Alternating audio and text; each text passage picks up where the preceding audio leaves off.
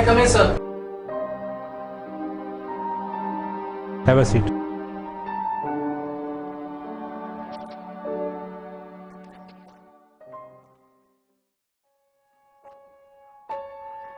Science.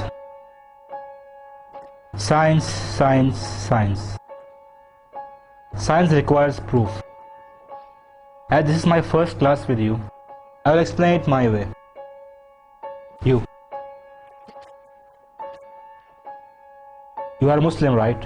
Yes, sir. So you believe in God? Absolutely, sir. Is God good? Of course, sir. Is God all-powerful? Yes.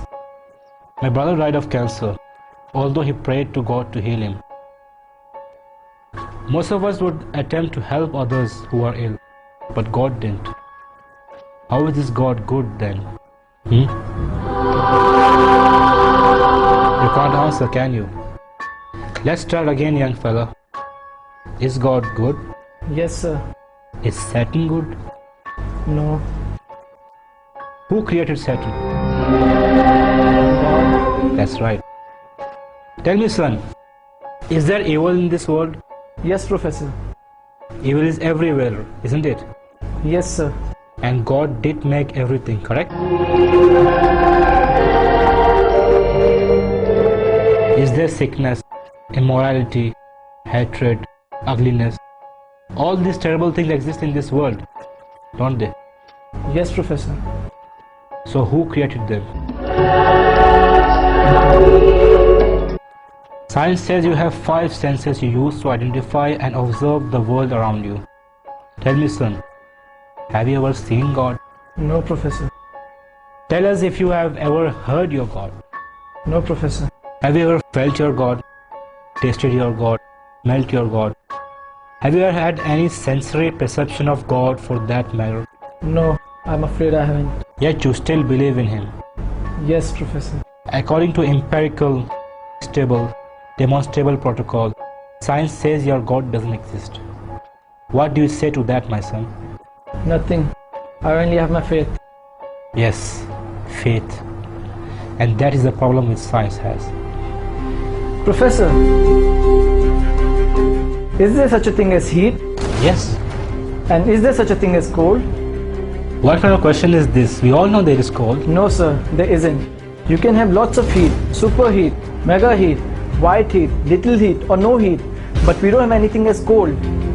We can hit 458 degrees below zero, which is no heat, but we can't go any further after that. There is no such thing as cold. Cold is only a word we use to describe the absence of heat. We cannot measure cold. Heat is energy. Cold is not the opposite of heat, sir, just the absence of it. What about darkness, Professor?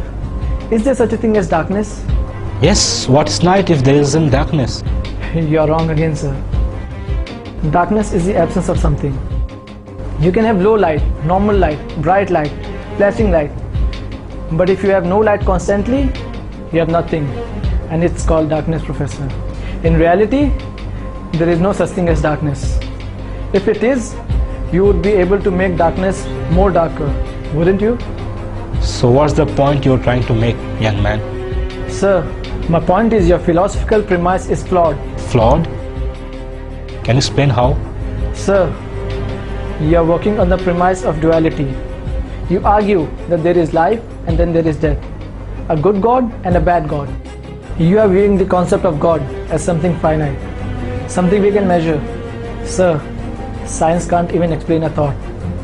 It uses electricity and magnetism, but has never seen, much less fully understood either one. You view death as the opposite of life, is to be ignorant of the fact that death cannot exist as a substantive thing. Death is not the opposite of life, just the absence of it. Now tell me, Professor, do you teach your students that they evolved from apes? If you are referring to the natural evolutionary process, yes, of course I do. Have you ever observed evolution with your own eyes, Professor? Since no one has ever observed the process of evolution at work and cannot even prove that this process is an ongoing endeavor, are you not teaching your opinion, sir?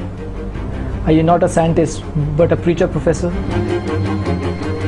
Is there anyone in the class who has ever seen Professor's brain? No one appears to have done so. So according to the established rules of empirical, stable, demonstrable protocol, science says that you have no brain, sir.